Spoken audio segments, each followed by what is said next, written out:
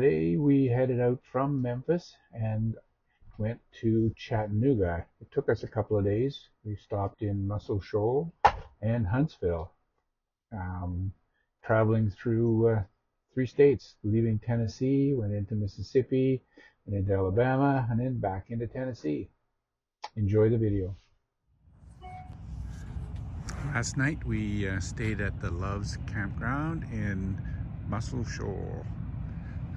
Very nice campground. Parking pads are absolutely level. Nice to be able to just pull in. Looks like we're gonna have a great day. Gonna make it to Chattanooga, Tennessee today. We're gonna spend a couple of days there. Perfect.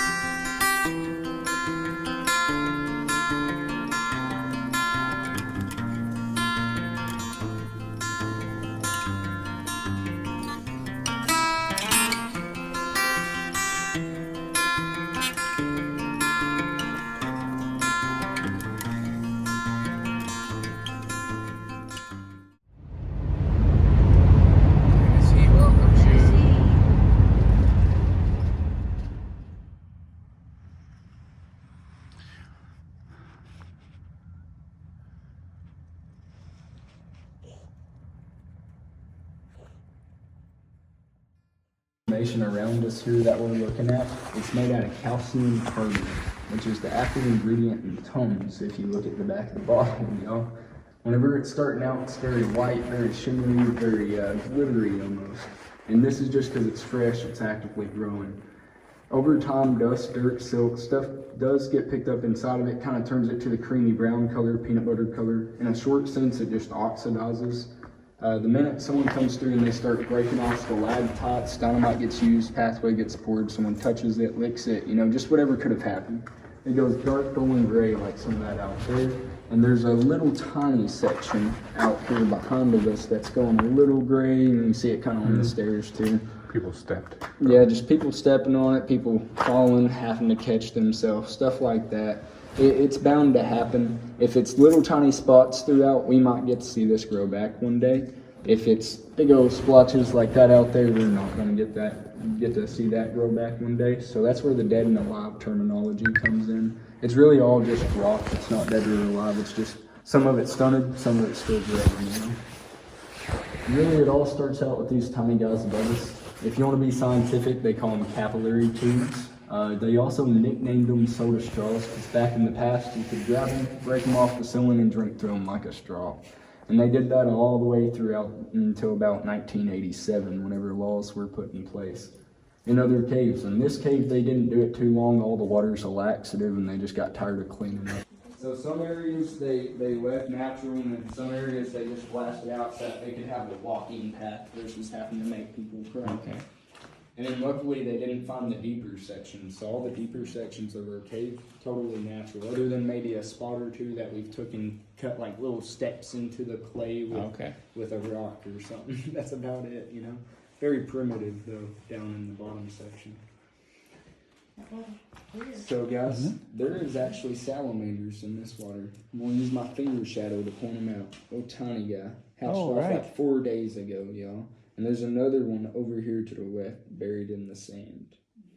But y'all, to give you an example of how these salamanders act and how they're cannibalistic and such, there was a whole sack of eggs here. Probably over 200-300 salamanders. There is 2 salamanders left, y'all. Usually the parents stick around for about a day or two, and then they just leave from there. And I feel like they only stick around so that they can eat a little bit themselves after having all them eggs. It's a very rough life in the cave. Yeah. But y'all, I'm glad that we even have salamanders in here. This retaining wall in front of us is not natural to the cave at all. This was built by the Smith brothers. They was trying to make money. They decided to build a wishing well. People would throw in their coins, and really the wishes never came true. That was a continued tradition until about 2008. Finally, someone smart enough came along and worked here and was like, hey, this is terrible. You're killing the ecosystem. All the copper mixed into the water created this green line going all the way across. And the copper even oxidized onto the walls here. Salamanders breathe through their skin. They could not make it in and out of this water. It was just way too toxic. So we came through and we actually started scooping out the water, scooping out the coins. They say they did this in 2008, but really all they did was threw gravel on top of it and poured tap water in. So we scooped out all the tap water and let it reflow naturally in the past 3 years. And then we have been scooping out coins as well. There's still one over there, and there's a bunch on this left side, but where there are salamanders in here right now, we're just going to leave them be until those guys run out of the pool, and then we'll start scooping them out again. But on this right side, y'all, it was ridiculous. There is literally just piles and piles of copper. You couldn't even tell it was coin. It was just green goop. They just pulled Melded together. Yeah. It was awesome. You can see a little bit of it. You made it. I made it. I survived. Yeah. Was it very claustrophobic for you? It was good. Yeah, it was good. Quite informative. He knew exactly what he was talking about. Yeah. How about when all the lights went out? A little scary. Good. All right. On to more caves.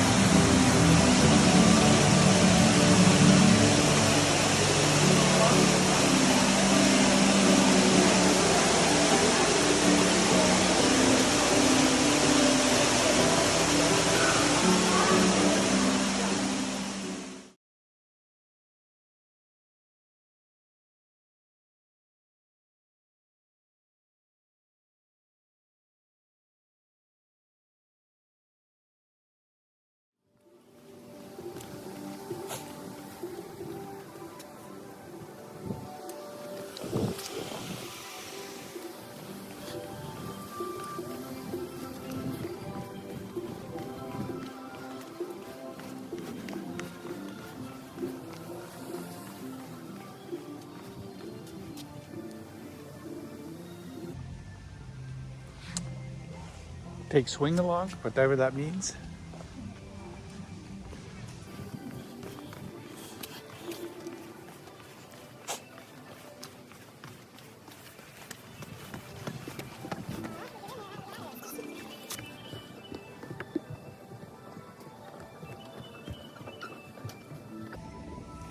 It's kind of rickety.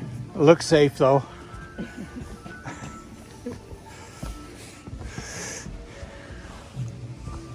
Okay.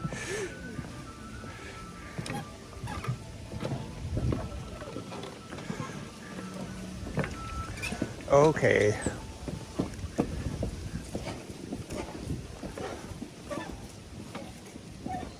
Okay.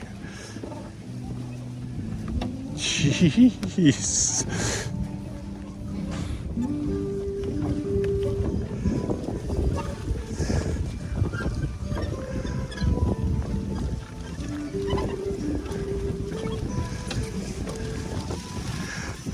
Whew. Whew.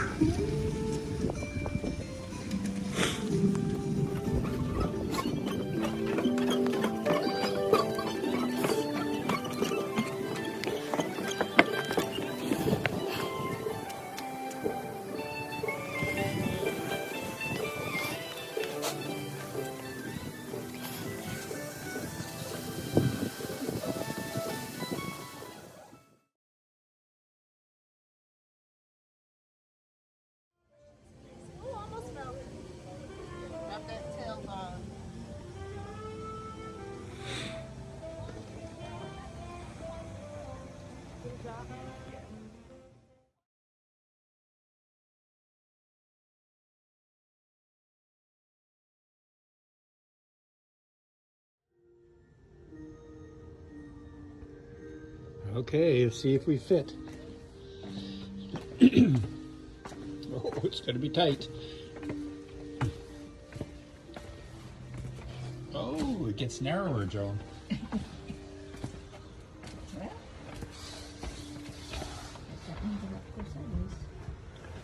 Yes.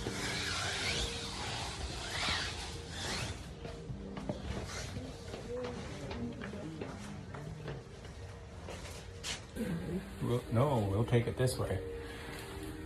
See how. Okay, we'll go sideways. How you do it? No problem. No problem. Oh, my head's in the fat part. Oh.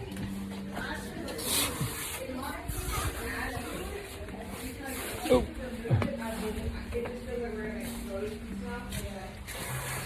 Okay, well that was a tight squeeze. But we made it.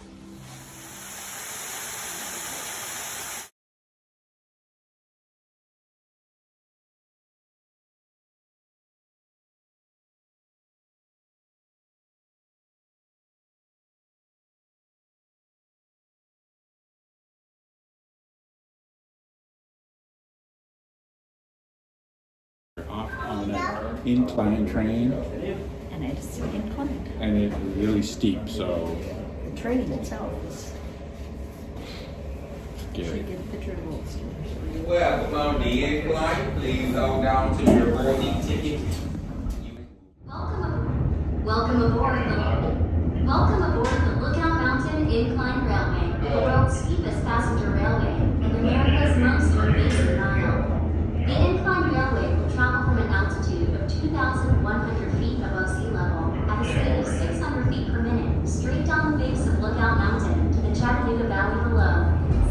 The grade of the track at the steepest point is 0.7%, giving the Incline Railway a loss station and being the steepest passenger railway in the world. The car in which you are riding was installed in March 2020. Its many windows were designed to offset the magnificent panoramic view of Lookout Mountain in all its natural splendor. In the spring, thousands of dogwoods bloom. Summer brings out the mountain laurel and rhododendron, and in the fall come the brilliant reds and yellows of the hardwoods. Winter especially is a unique time to visit the mountain. The view from the incline is unparalleled in its clarity, more than any other time of the year. The panoramic roof overhead lets you see the horizon and the surrounding countryside, so you don't have to move from your seat. The incline center rail is used by both going up and down the mountain. When we enter the passing switch and move past the other car coming up the mountain, we are exactly at our halfway point of our downward trip. As the incline descends historic Lookout Mountain, it will travel through the cities of Lookout Mountain and Chattanooga, as well as Hamilton County and the Chickamauga and Chattanooga National Military Battlefield. Lookout Mountain, which is part of the Appalachian Mountain chain, is a plateau stretching 83 miles. 3 miles of Lookout Mountain are in Tennessee, 35 miles are in Georgia, and 45 miles are in Alabama.